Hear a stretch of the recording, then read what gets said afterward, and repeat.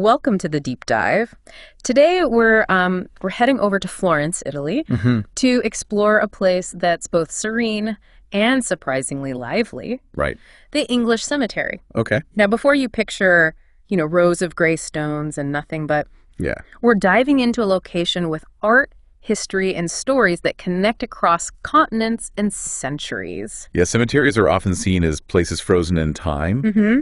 but they're actually more like echoes of the past reverberating into the present. I like that. And this cemetery, Yeah. well, let's just say it's got some fascinating echoes to explore. Okay, let's unpack that. Sure. First things first, we need to address the elephant in the room, or, well, the English in the room, I guess. Okay. Because calling it just an English cemetery feels like calling pizza just bread. Right. Technically true, but you're missing out on the good stuff. Exactly. It's like assuming a library only has one genre. Right. You hit the nail on the head.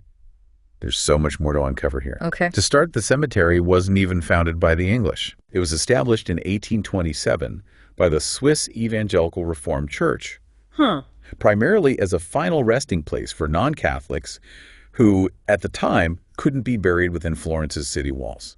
Wait, seriously, they couldn't be buried in Florence? It's hard to imagine now. Yeah. But back then, religious restrictions on burial were incredibly strict. Wow. Non-Catholics who died in Florence had to be transported all the way to Livorno, Oh, wow. which, by the way, was a considerable journey in the 19th century. Yeah. The English cemetery offered a solution, quickly becoming a sanctuary for a diverse community.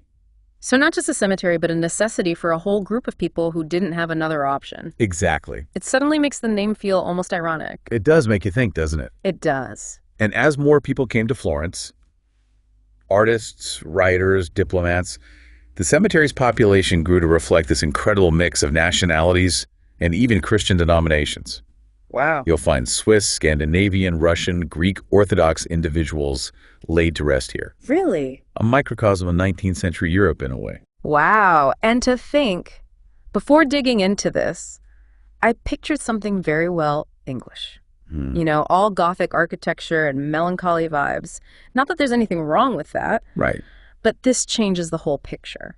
And speaking of pictures, have you ever seen the film Tea with Mussolini? Oh, absolutely. Such a great film. Well, there's a scene with these elderly English ladies nicknamed the Scorpioni, who are practically fixtures at the cemetery, tending to graves and gossiping. Interesting. The film captures this sense of community and routine that cemeteries, Yeah. even ones as historically significant as this, often fostered. Right. It reminds us that these were, and still are, very much spaces for the living as well as the dead. That's such an important point. It's not just about who's buried there, but the lives they lived and the people who continue to visit and remember them. It's like this constant interplay between past and present, which I have a feeling we'll be seeing a lot more of as we delve deeper into the English cemetery.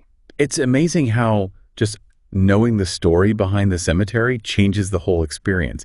It's like walking into a museum, knowing the artist's life story. Suddenly, every brushstroke means something different.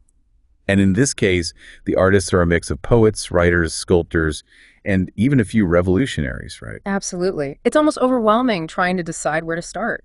You've got literary giants like Elizabeth Barrett Browning, who found her voice and ultimately her love in Florence. Yeah. Her tomb, designed by Frederick, Lord Leighton, is practically a pilgrimage site within the cemetery, a testament to her enduring legacy. It's funny thinking of a tomb as a testament, but then again, isn't that what they are? These physical representations of a life lived, crafted to tell a story even after someone's gone. Precisely. And in Browning's case, It's surrounded by the tombs of her contemporaries. Walter Savage Landor, Arthur Hugh Clarke. Can you imagine the dinner parties those minds must have had? oh, I can only dream. Though hopefully with less talk of death and more about, I don't know, the latest trends in romantic poetry. One can only hope. Right. Though even death itself played a role in the art that emerged from this circle. Remember we mentioned the painter Arnold Buckland earlier? The Isle of the Dead guy, yes. Yeah.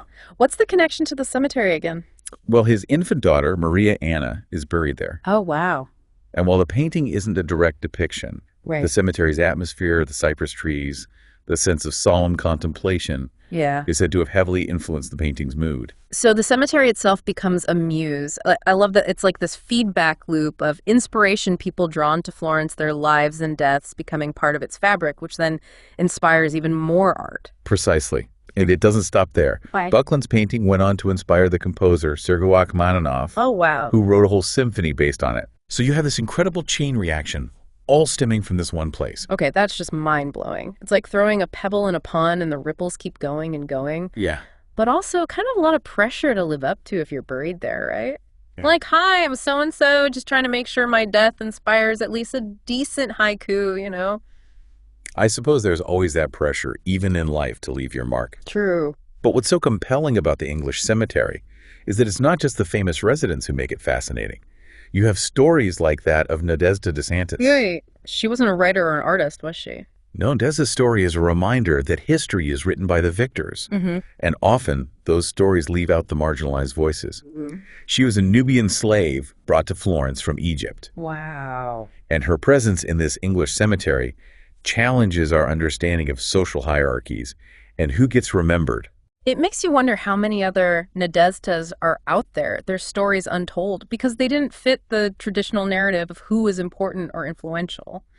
It's a good reminder that even a place as seemingly straightforward as a cemetery holds layers upon layers of untold stories. And sometimes even the stories we think we know have surprising twists and turns. Yeah. Especially when you consider the cemetery's own journey through time. It's interesting how even cemeteries have their own stories, you know, their own timelines that intersect with the people buried there. I mean, it wasn't always this peaceful oasis, was it? Not at all. In 1877, Florence enacted a law prohibiting burials within city limits. Really? Imagine the impact. Yeah. This place, once a bustling final resting place, Yeah. fell silent.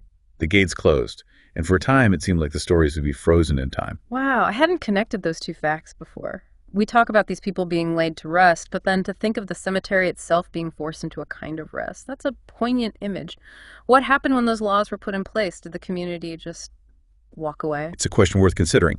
The act of remembrance of visiting loved ones is as much for the living as it is for the departed. Yeah. Thankfully, the story doesn't end there. While traditional burials are no longer allowed, the cemetery was later reopened for the burial of cremated remains. So even in death, there's adaptation. Right. I like that. Though I imagine it took a lot of work to bring it back to life, so to speak. Indeed. And much of that is thanks to the dedication of Julia Bolton Holloway, the current custodian. Okay. She's a true champion for the cemetery, tirelessly researching its residents and overseeing restoration efforts. It's thanks to people like her that these stories continue to be told. That's incredible. Talk about a legacy. It makes you think, what will our legacy be? What will people say about us when we're gone? It's a question we all grapple with, isn't it? Mm-hmm. But perhaps the English cemetery in Florence offers an answer. Yeah. It reminds us that every life, famous or not, leaves a mark. And those marks, those stories, have the power to ripple outwards, connecting us across time and space. So what's the takeaway for those of us listening who may not be planning a trip to Florence anytime soon? Look around. What stories lie hidden in your own backyard? Every town, every city, has its own English cemetery, a place where history and human experience intersect. Take the time to explore these spaces, to listen to the echoes of the past. You never know what you might discover about yourself and the world around you. Consider that a challenge accepted. Thanks for joining us on this incredibly moving deep dive. I don't know about you, but I'm suddenly feeling very inspired to go on a historical adventure of my own. Until next time, keep exploring.